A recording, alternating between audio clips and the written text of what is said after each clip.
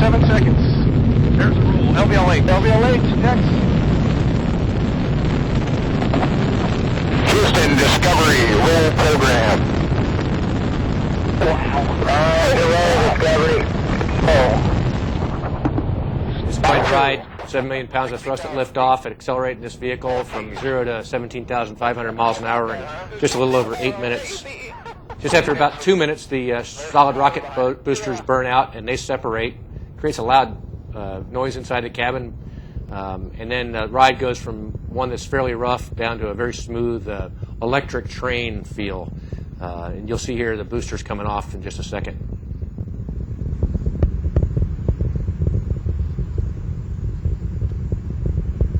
There's booster separation. This is a view from the shuttle, from the booster cameras of the shuttle continuing on the way. We had great light. We hit sunrise at about Mach 7 on the way uphill. And these are some of the clouds that were left from our solid rocket booster plume afterwards.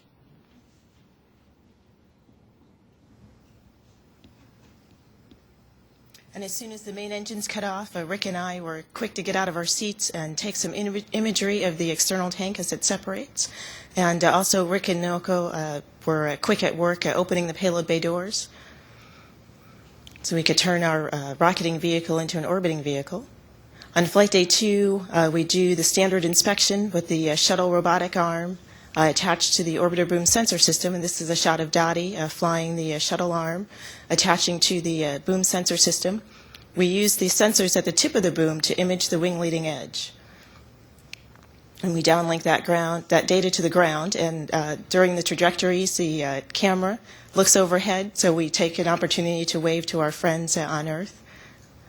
And then when the inspection is done, we put the boom back on the payload bay sill. We also check out the spacewalking suits, the EMUs, and that's a shot of Rick doing that, so flight day 2 is very busy. For rendezvous with the station, you see those M&Ms flying back, and that's because this burn you'll see in the next part, that was this shuttle burning and how the station guys see it.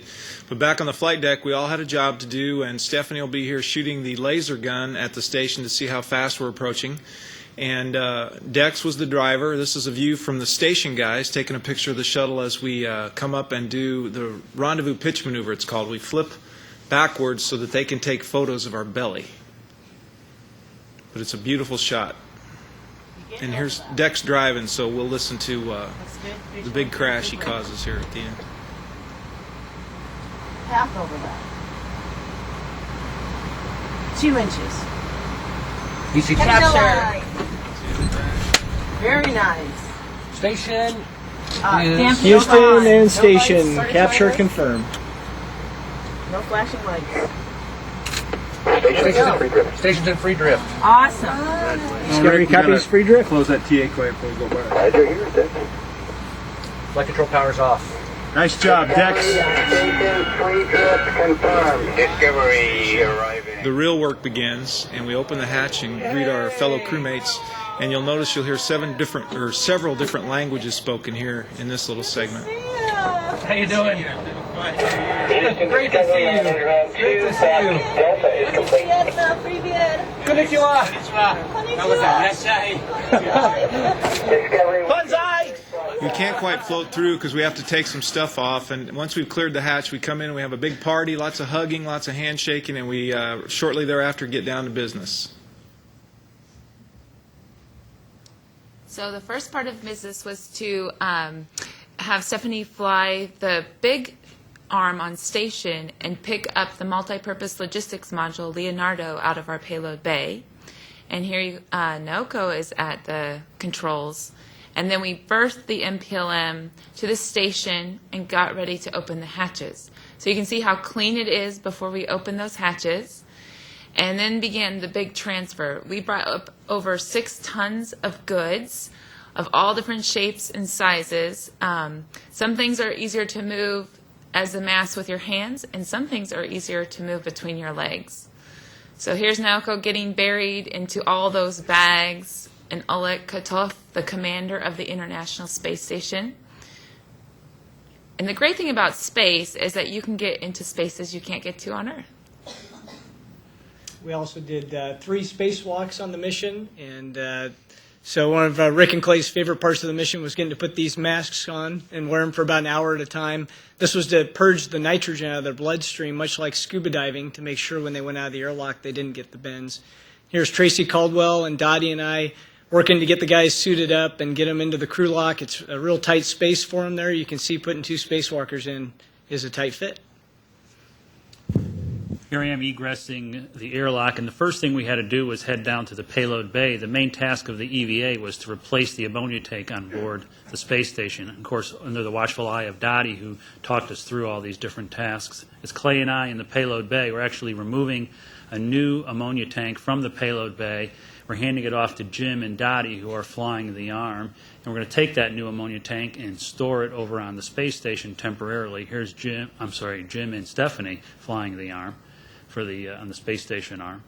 So basically, Clay Anderson had to lift up this 1,800-pound tank and hold it over his head while Jim and Stephanie came in and grappled it, moved it over to the station, and then the next EVA, we prepared to remove the old ammonia tank from the space station and temp stow it. We slid this CETA cart, which is basically just a work platform. We kind of slid it out of the way, and we got some straps. We got 6 adjustable tethers, if you will, we call them. And we set them up, and we were basically going to tie down this old ammonia tank and temp stow it there while we installed the new one. So here you can see again Jim and Stephanie flying the large robotic arm into position while Clay and I hang out there and get prepared for it. Clay? Dottie was the quarterback, so she did everything. She told us what to do, and that's what we did. We had a lot of trouble getting this piece to go in, so I'm going to bang it down here with my hand. They have these soft docks, they call it, and it kind of locks it in place so you can turn the bolt. But it didn't work to slam it in. It didn't work to take this pry bar and try to pry it in. And so we tried another tool that looks like a very long extended screwdriver, and that worked even worse than the previous attempts. So you see me trying to do that. So now we get really serious. And the ground called up and said, all right, time for some serious work. Let's get out the hammer. Of course, it's a baby hammer. I think if we add water to it, it might enlarge itself. But we hit it a few times with the hammer. That didn't do any good. But it turns out we had to loosen other bolts to make that one go in. And finally, this is a picture of me driving it in with the PGT. Once it's placed on the station, Rick had to connect the fluid lines that allow it to take in nitrogen and spew out ammonia. So we were very glad that we got it in. Is this still me, I guess? So here we are putting the old tank back on the shuttle. Amazingly enough, we had a little trouble getting it back in for a similar reason as we had getting it out. But fortunately, all that worked well. And as any good toolman will tell you, you put all your stuff back when you're finished with the job. And we came inside to be greeted by MASH, Jim Dutton, and Tracy Caldwell. They're pulling me out of the airlock first here, and those suits weigh, all that stuff weighs about 600-700 pounds. So it's a slow move to get us onto these stands, but that allows us to hang there easily in zero gravity and then be taken out of the suits because we're very hungry, we're very tired, and we want to get cleaned up. But it's a pretty cool ride. This is TJ and myself and Nilka were transferring some samples from a freezer on the space station into a freezer on the middeck called Merlin so we could bring those samples home.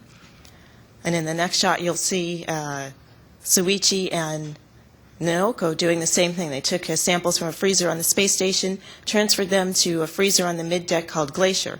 And as you can tell, the samples and the containers are very cold, so we had to use gloves to work with that equipment. But we were happy to be part of the science process and to return science home. One of the other things we do is transfer water to the space station. So this is Dex collecting some water in one of our water bags. We also sometimes take a sample and inject a biocide before we transfer it. We also have an opportunity to do some housekeeping. We try to clean up the airlock areas, tidy up the tools and the equipment. Also, some of the high traffic areas, we tend to eat in the area called Node 1, so we try to make sure that we're good stewards of where we've been.